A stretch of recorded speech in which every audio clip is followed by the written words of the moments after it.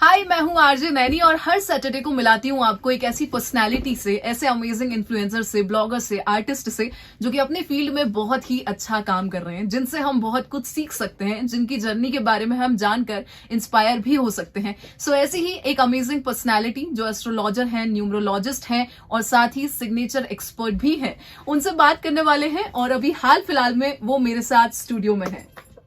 Hello everyone, I am Surbhi Gupta और मैं एक न्यूमरोलॉजिस्ट हूँ, वास्तु एक्सपर्ट हूँ, सिग्नेचर देखती हूँ और मैं जन्म पत्रीस भी देखती हूँ। तो सुरभि जी, आई एम वेरी ग्रेटफुल कि मुझे आपसे मिलने का मौका मिल रहा है और सबसे पहले तो मैं चाहूंगी कि आप अपने बारे में बताएं और ये जो एस्ट्रोलॉजर बनने की जर्नी थी इसके बारे में बताएं कि मतलब कैसे आपको लगा कि आपको एस्ट्रोलॉजी में ही करियर बनाना है। नहीं, मैं बचपन से ही मतलब मैं 9-10 इयर्स की ऐसे ही रीडिंग करने लग गई थी और रीडिंग करने का सीन क्या था, एवरीथिंग इज गॉड गिफ्टेड। क्योंकि क्या होता है, ये सब चीजें भी जो होती है एनर्जीज होती है, आपको कोई पावर्स मिलती है और पावर्स भी आपको कब मिलती हैं, क्योंकि I am believe in the incarnation. मैं पूर्व जन्म के कर्मों पे भी बहुत ज्यादा बिलीव करती हूँ। क्योंकि आज आप लोगों का ये जो जीवन है, इंसान का जो जीवन भी है, ये भी आपके पूर्व जन्म के कारण ही मिला है। अगर आपके कर्म इसमें बहुत अच्छे होंगे तो ही आपको चीजें आगे जाके इंसान के रूप में मिलती है। और अगर मैं इस दुनिया में आई हूँ तो मुझे ये मैसेज मिला एक लोगों की हेल्प करने के लिए। तो जब मैं 9-10 साल की एज में थी तो मेरे पापा की शॉप हुआ करती थी, तो शॉप पे मैं तो कभी कभी चली जाया करती थी। तो बहुत सारे वहाँ पे कस्टमर्स आते थे, पापा के पास आते थे। तो मेरे को क्या होता था, सबसे पहला जो मेरा गुण आया एस्ट्रोलॉजी में वो आया हस्तरेखा देखने का। तो मैं हाथ जब देखती थी तो मैं अंकल को बोलती थी कि अंकल आपके साथ ऐसा हो जाएगा, अंकल आपके साथ ये चीज होगी, आपकी शादी हो जाएगी, आपके साथ कई जनों के मैंने प्रिडिक्ट किए। तो मेरे मम्मी पापा और शॉक, क्योंकि बोथ आर द बिजनेसमैन, हमारे घर में ऐसा कोई फील्ड ही नहीं था।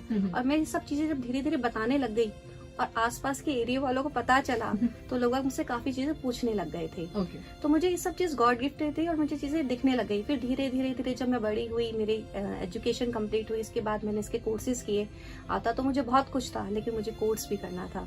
तो मैंने फिर इसके अंदर न्यूमरोलॉजी में कोर्स किया, सिग्नेचर में कोर्स किया, हॉरोस्कोप में देखती हूँ, वास्तु रीडिंग में देखती हूँ, टैरो भी मैं देखती हूँ। और मैंने काफी चीजों के कोर्सेज करने के बाद मेरे को आज कंप्लीट हो गए 30 ईयर्स इन दिस फील्ड।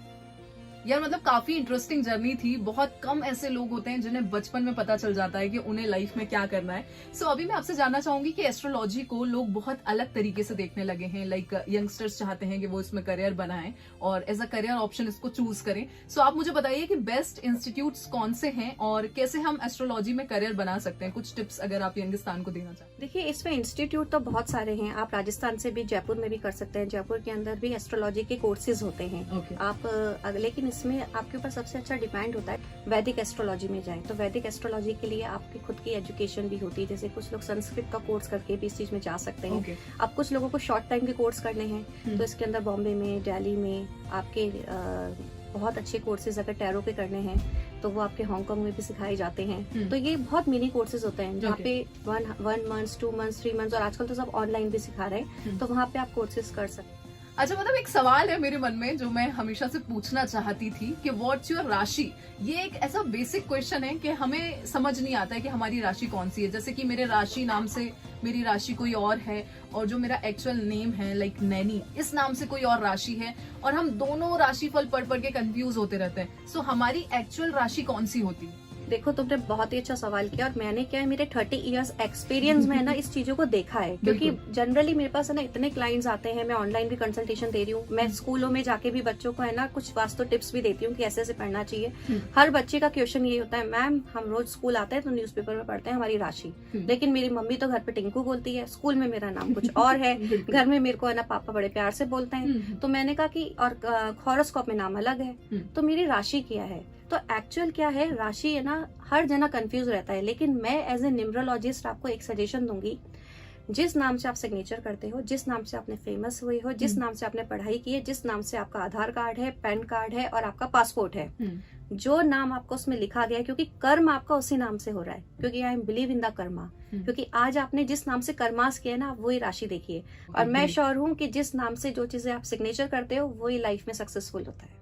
यार ये मतलब बहुत कमाल की चीज थी कि एटलीस्ट अब मुझे कंफ्यूजन बिल्कुल नहीं रहेगा कि मुझे कौन सी राशि के बारे में पढ़ना है। अच्छा, एक और चीज है कि मतलब ऐसे बहुत सारे लोग मुझे मिलते हैं जो ऐसा कहते हैं कि एस्ट्रोलॉजी में हम बिलीव नहीं करते और ये सारी बातें मतलब बहुत जादू और मैजिकल दुनिया की होती हैं, रियल लाइफ में इसका कोई मतलब नहीं होता।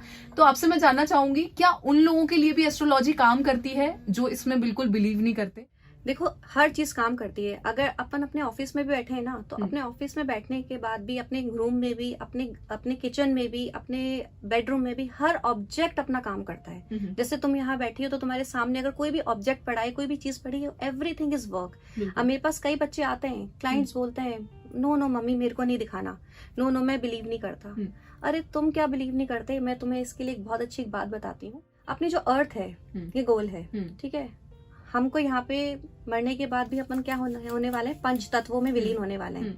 अपनी अर्थ के अंदर सबसे हैवी चीज क्या है? सबसे हैवी वाटर ही है। अब तुम सोचो, जब चंद्रमा पृथ्वी के चक्कर लगाता है, जब गति करता है, तो समुद्र में क्या आता है? High tide, low tide. जब अकेला चंद्रमा पृथ्वी के समुद्र को हिला सकता है, तो we are the part of this earth. अपने पीछे तो 9 ग्रह पड़े, तुम उनको मत मानो, वो तो तुम्हें मानते हैं। बिल्कुल सही बात। अगर कोई ग्रह आपका अगर रुष्ट हो गया, या कोई ग्रह अपनी डिग्री से रॉन्ग हुआ, या उसके ऊपर किसी दूसरे ग्रह का अगर कुछ नेगेटिव चीज आ गई, तो वो आपको वर्क करेंगे। इसीलिए एस्ट्रोलॉजर क्या करते हैं, सॉल्यूशन निकाल देते हैं। कहते हैं ना कि हर डॉक्टर के पास अगर इलाज है, तो हर एस्ट्रोलॉजर के पास उसके भाग्य का इलाज है।